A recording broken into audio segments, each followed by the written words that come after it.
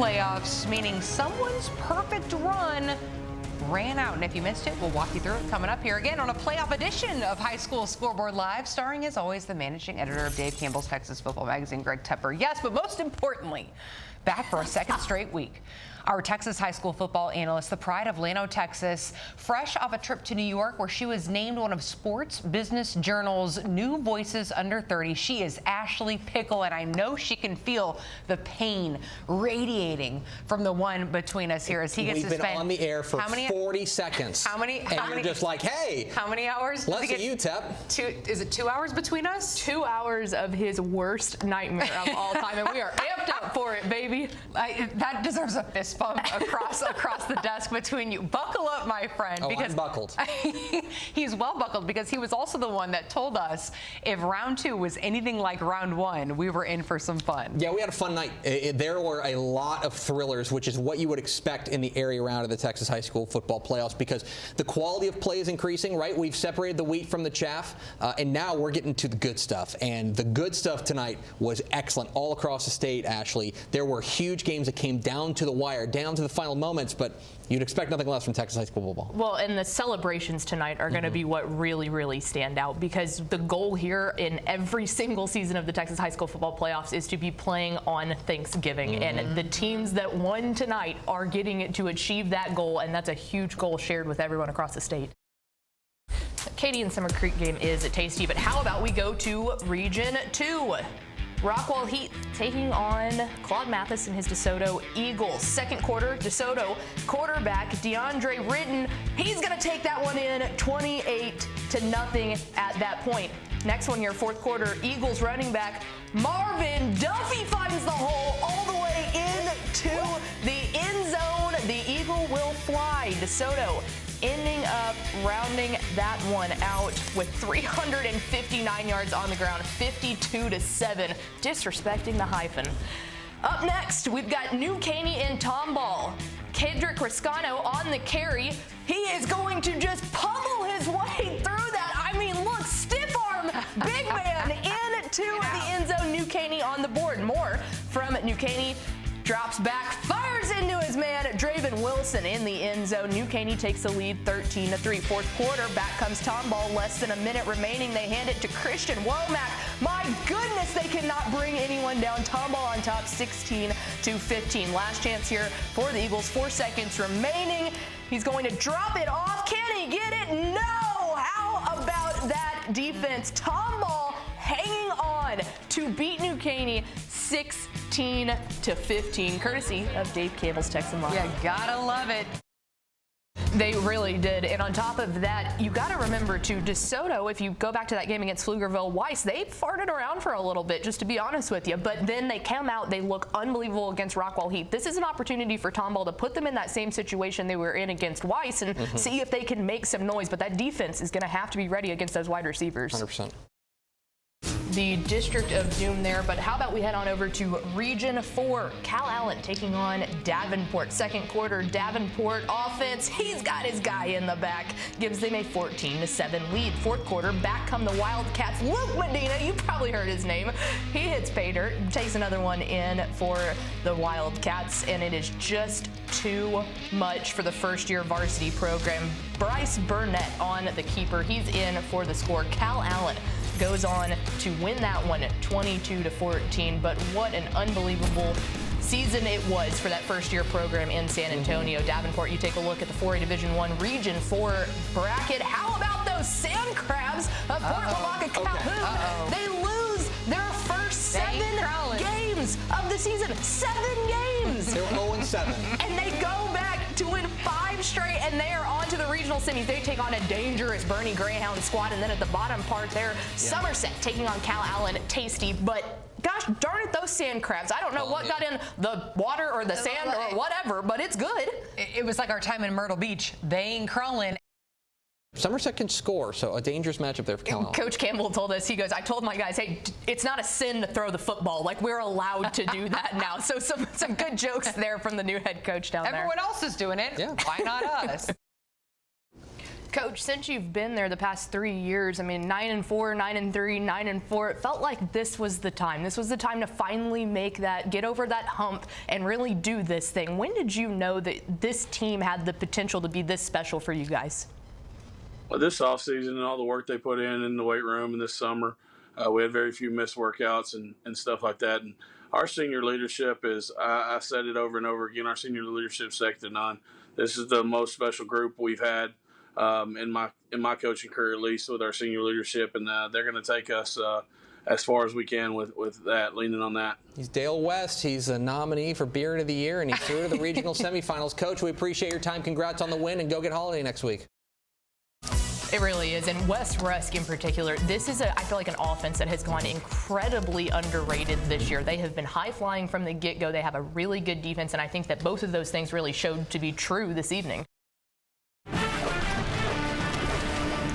Welcome back into High School Scoreboard Live, and, you know, 2A Division II, it might be the smallest 11-man classification, but it packs a big punch, specifically when you have a battle of Wildcats. We're talking Wink, we're talking Santo. Wink, unbelievable offensive arm in Cannon Gibson. On the other side of that, Santo, one of the best defenses in 2A Division II. How will that shake out? Well, let's get to the highlights.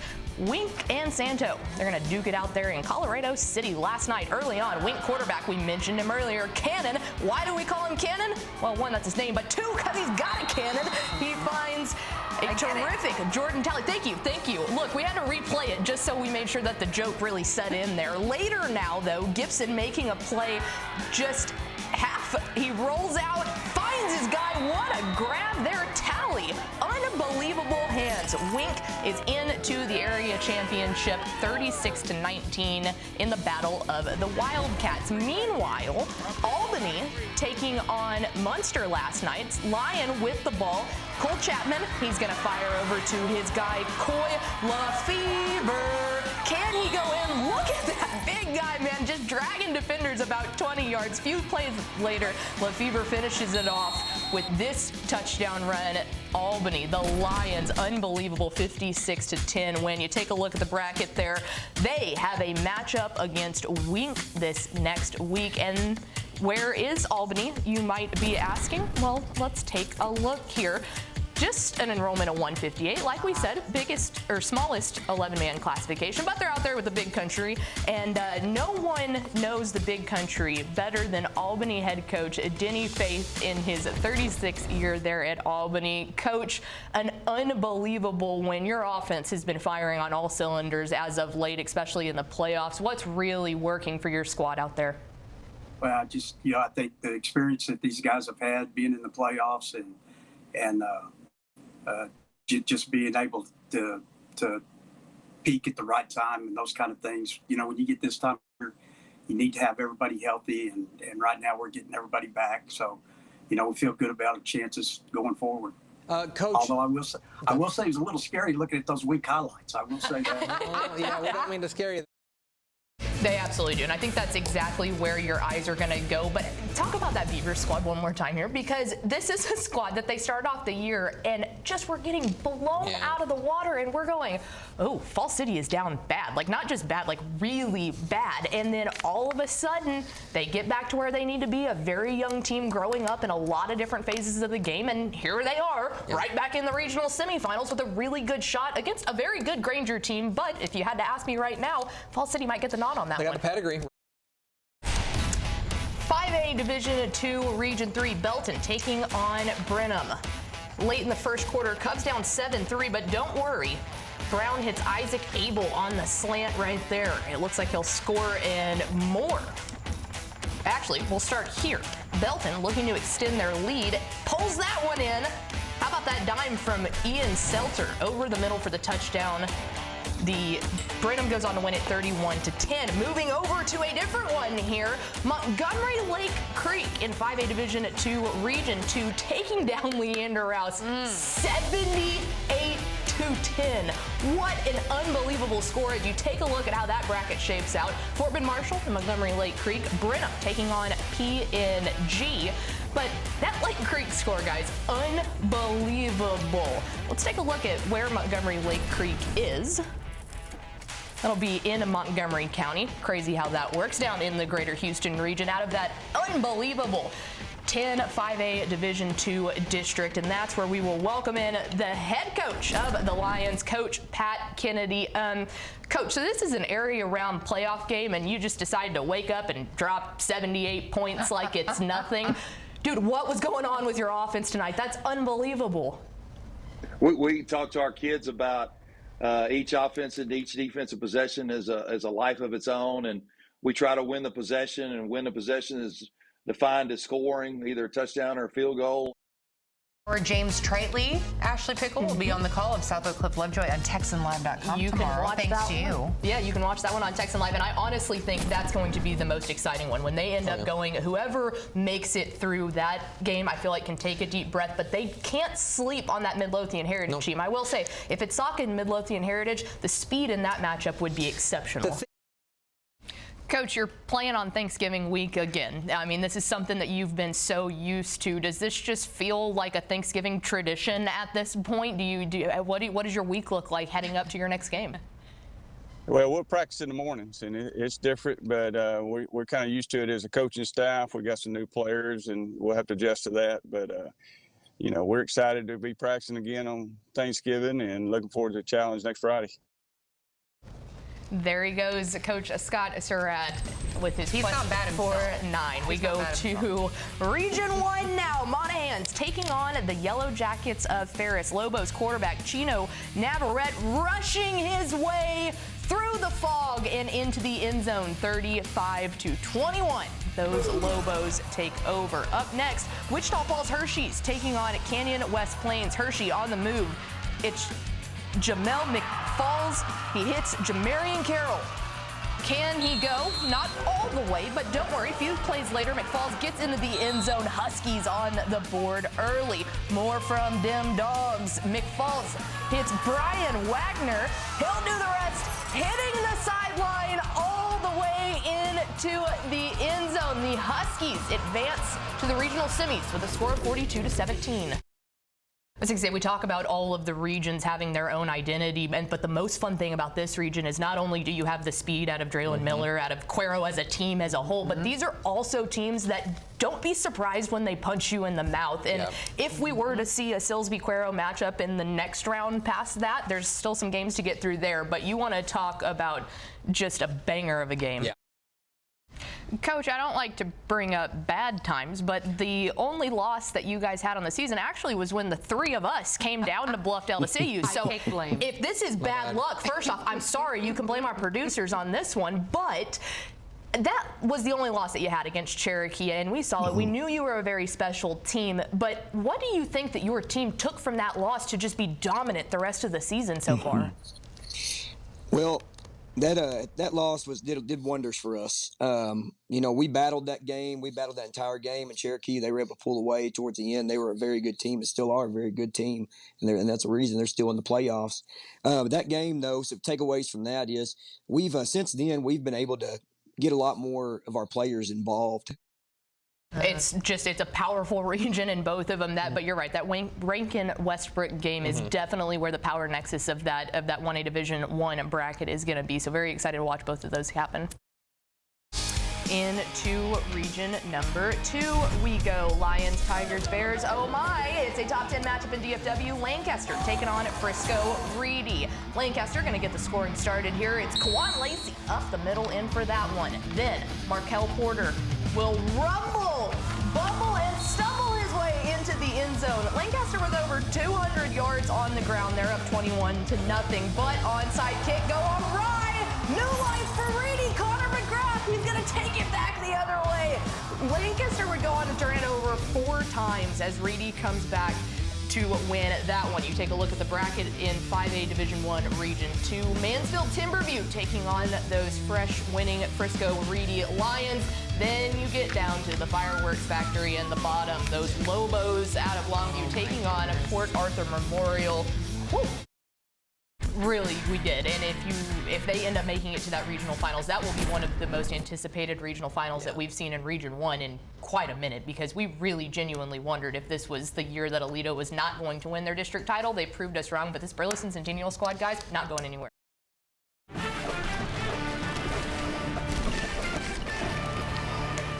2A Division I, one of my favorite regions in the entire state. And this one's interesting. West and Mount Vernon, they know each other pretty well. West last year getting their most wins in program history with 13. Mount Vernon on the other side, back-to-back state semifinalist. How will this one shake out the third time? Let's find out together as we go to the highlights. They're hyped up, they're ready to go, they know each other. Mount Vernon with the ball. Quarterback's gonna be moving around. He's looking, he's gonna try to drop it, but not so fast, young man. Intercepted by Easton Paxton. He'll take this one 41 yards back to the house. West on top early. Mount Vernon then with the ball in the end zone, and it's Mackenzie McGill. You heard of him before. In for the touchdown. Tigers trail 10-7. Back comes West. The comma. Zane Mahelan will find Chasen Smith for the touchdown. Trojans would lead 17-7 at the end of the first half. Third quarter now. West with good field position. They would capitalize with TJ McCutcheon in for the score. It's gold ball season. On to the third round they go as they defeat Mount Vernon 27-14. My guy, UNT alum Travis Buckner out there with all the action. Thanks, Travis. Who will they be playing on Thanksgiving week? Well, it's the winner of this one right here. Malakoff taking on Winsboro. Malakoff with the ball, and it's who? Mike Jones. He dumps the ball off to Corey Phillips on the screen, and Mr. Phillips will do the rest. Weaving through that defense, breaking tackles. Unbelievable run there for the Malakoff touchdown. More from the Tigers. Mike Jones again getting in for the touchdown. Hold that ball out, young man. Look at the yellow laces. I love it. Malakoff 55-10 over Winsboro. Now you take a look at 3 Division I, Region 2, Pottsboro, Grandview West, and Malakoff. Man, it seems like these are the teams that we get used to saying every single year. So that's 3 Division I, Region 3. Gee, who's left? Who's left? Region 4, and take a look at that. The second shutout of the playoffs for those Llano Yellow Jackets, 21-0 over the Goliad Tigers. We'll take a look at the bracket. This is Greg Tepper's favorite segment. So how about that? They'll get the Cobras of Vanderbilt Industrial, very familiar there on the bottom side of the bracket. Edna and Blanco, possible rematches for both districts. So I really genuinely wish that y'all, if we want to take you inside the world of television, this is our rundown. Our great producers put this together.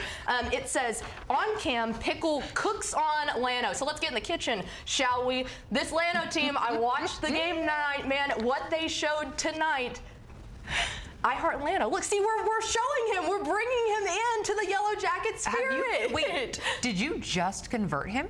No, I've been converted. I like Llano a lot. They're going to win the region. He's wearing his orange tie they're gonna win the today. Sting him. But I'm telling you guys, they showed out on defense tonight all over the backfield. That defensive line looked spectacular. They look like a threat in Region 4, Greg They're going to win the region. Sting him. You heard it here first. He loves it. They're going to win the region. In fact, I don't even know why the other teams bother showing up, right? That's not very nice. Right? They're going to walk to the region. That's not very What we're saying is Scrooge does have a heart.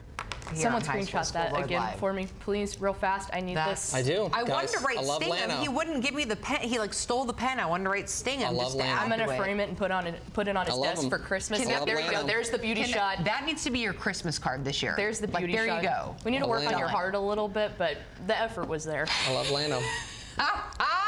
I'm not going to be mean this week. Not the Yellow Jackets. I'm not going to be mean this week. They're the fighting Pickle. Hey, clip that for social.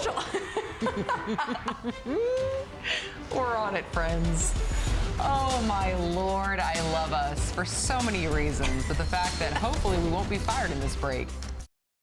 6A Division I, Region 1, up here in the DFW, Louisville taking on Arlington Martin. Fourth quarter, Ethan Terrell drops back, takes it in himself, bringing it in. Fighting Farmers up by 10. Final minutes now. Martin, last chance. But look at this. Have yourself a day Bally, big boy Omarius Demiri Lockhart swallows up the Martin quarterback. We're going to show it in slow-mo. I mean, a menacing tackle in the backfield, 10-0. As you take a look at how the bracket shakes out, North Crowley in an unbelievably close one, having escaped their way out against Pebble Hills, taking on Prosper Eagles. We're waiting on Midland Legacy and Keller, and then the Fightin' Farmers will take on the winner of that one. And at that point, that's all you can really hope for, because I think everyone in that region knows that Duncanville is the absolute favorite. There's no doubt about that. What you're doing is going out there trying to muster up enough to be able to shock the state, and that's what the playoffs are all about, especially in these deep rounds. Everyone wants it, so why not any of those teams? 100%. Yeah, no doubt about it. Well, that's 6A Division I, Region 1 and 2. We're going to cross to the other side of the bracket. On to 6A Division I, Region 4 we go. Brennan taking on Los Fresnos. Brennan, Avion Carter takes it off the screen pass, and he's gonna go all the way. There's no stopping that man. Later in the game, it's Brennan quarterback Ashton Dubose, the superstar himself. Look at that, eyes up the entire time, saw his way and will go in. Brennan takes down Los Fresnos 42-7. They do, but you got to take what San Benito did. We didn't show you the highlights, but San Benito came back and had an unbelievably impressive win over San Antonio Taft when they needed it most. The Greyhounds are rocking it down there. They're waving the flag for the RGV, and you're right. It is extremely hard when it comes to these cross-regional rivalries, especially in the power nexus of the 5-1-2 down there in Austin. But you'll see these teams go out there and give it their best shot. We said it. We'll say it again. You know, you've gotten rid of the pretenders at this point of the year. Why not them? But Austin tends to have a stronghold on that. Yeah, Westlake and Lake Charles just dominated so much. On to 2A Division I, Region 3 we go. Beckville Bearcats taking on the Joaquin Rams. They're getting hyped up. Those are some fantastic inflatables they're running out of. Rams with the ball, hands it off to Andre Brown. He almost stumbles, but don't worry, he'll zigzag his way all the way into the end zone. Back comes Beckville. They hand it to that guy, Jacoby Williams, dodging defenders, and the Bearcat is all the way in. Later on in the fourth, it's 4th and goal for the Bearcats. Callan Cancel fakes the handoff, but it's picked off by Andre Brown, the Rams, and he's got nothing but green grass in front of him. As they go on, Joaquin takes it 35-14. As you take a look at the Region 3 bracket, Cooper taking on Joaquin, and those pesky Bears, the Timpson Bears, will be in for an interesting one with Centerville. But as we've said in Region 3 this entire time, there's some tough competition, but the Bears and Terry Bussey have to be the ones with the biggest target on their back. Yeah, let's be honest, if we're already penciling in those matchups for the Region 4, for the regional final there before the season even starts, then so are those two teams. So if you can get got, that would be the time that it could happen. Feels inevitable, but nothing's guaranteed. Big look-ahead factor next week. So many great highlights from this area round of the Texas high school football playoffs. You wonder what might be the play of the night. Probably that throw. Bad. You even knew the throw was bad. Look at that. Throw was great. I hit Danny in stride. To the wrist. Thank goodness Lana's better.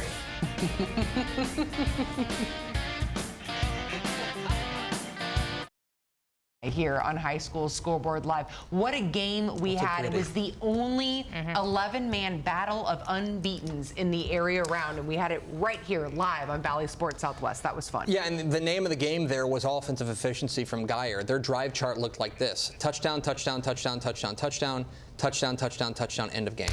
That's the whole drive Seems chart. good. Like, plain and simple, they could not be stopped tonight, and if they continue to play offense like that, Geyer's going to be hard to stop all year. They've looked like an absolute machine in all three phases, too. It's not just the offense. It's not just the defense. Special teams. I mean, there's not a hole in their resume. I love that coach's answer to, like, how you stop that is like, well, a team that goes touchdown, touchdown, touchdown, touchdown, and then it's the ball last. I mean, it's exactly as simple as that. As we move on to the regional semifinals, Thanksgiving action, playing real Thanksgiving football and not just the backyard kind with your uncle.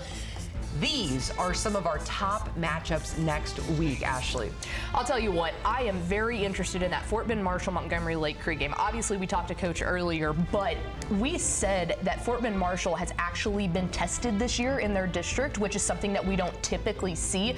This is the next big test. How can they go out against a very efficient Lake Creek squad? That's the one that really has my eye down there in the Houston area. Yeah, I think Carthage-Gilmore is going to get a lot of attention as well. Duncanville and the Woodland, Duncanville and the Woodland should be fun. Really cross-regional matchup there in Region 2. So it's going to be fun. And remember, there's going to be games like all week, all Friday. It's not just going to be Friday night. So we'll have you covered at TexasFootball.com the whole time. Scoreboard moves to Saturday. Danny caught it. Danny. Yeah. Thank you for reminding us. Yeah, Scoreboard moves to best Thanksgiving food. Green bean casserole. GBC. Wait. The one thing we agree on. The one thing. No, and not just a GBC. Pickles GBC. No, it's green bean casserole. You just take the butcher it. No, you just take the cans and you pour them in. It's the football player. I don't want your farm to mark because I don't want your farm to table green bean casserole. Dump all the glop in it with the nitrates and all the preservatives. Just mix it all up. Put the fried onions on top and bake it all. Don't make it interesting. I don't want interesting green bean casserole. I just want regular green bean casserole. Why do we have to argue at Thanksgiving, Aaron? We can't wait to see you next week, and we hope you feel the same as we thank you for joining us on High School Scoreboard Live.